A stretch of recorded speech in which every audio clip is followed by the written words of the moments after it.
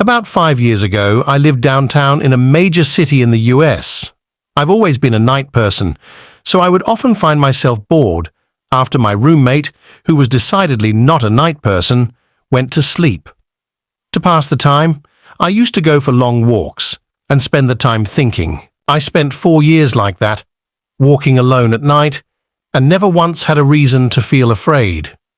I always used to joke with my roommate that even the drug dealers in the city were polite. But all of that changed in just a few minutes of one evening. It was a Wednesday, somewhere between 1 and 2 in the morning, and I was walking near a police-patrolled park quite a ways from my apartment. It was a quiet night, even for a weeknight, with very little traffic and almost no one on foot. The park, as it was most nights, was completely empty. I turned down a short side street in order to loop back to my apartment when I first noticed him. At the far end of the street, on my side, was the silhouette of a man, dancing.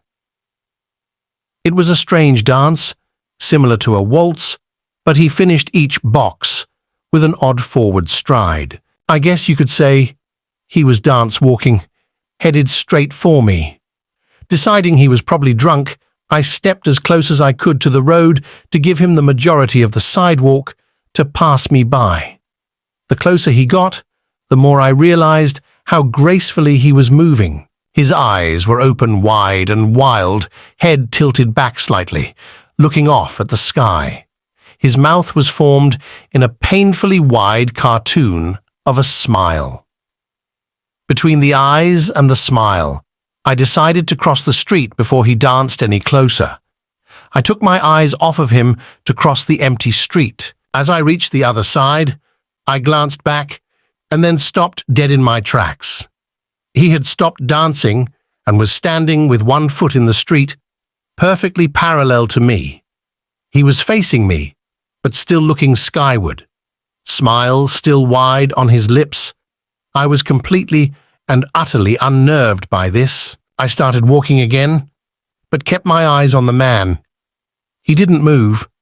Once I had put about half a block between us, I turned away from him for a moment to watch the sidewalk in front of me. The street and sidewalk ahead of me were completely empty. Still unnerved, I looked back to where he had been standing to find him gone. For the briefest of moments, I felt relieved until I noticed him. He had crossed the street and was now slightly crouched down. I couldn't tell for sure due to the distance and the shadows, but I was certain he was facing me. I had looked away from him for no more than 10 seconds, so it was clear that he had moved fast. I was so shocked that I stood there for some time, staring at him. And then he started moving toward me again. He took giant, exaggerated, tiptoed steps, as if he were a cartoon character sneaking up on someone. Except he was moving very, very quickly. I'd like to say at this point I ran away, or pulled out my pepper spray, or my cell phone, or anything at all, but I didn't. I just stood there, completely frozen, as the smiling man crept toward me.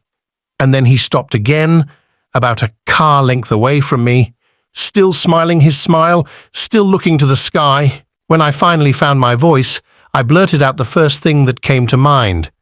What I meant to ask was, "What the fuck do you want?" in an angry, commanding tone. What came out was a whimper.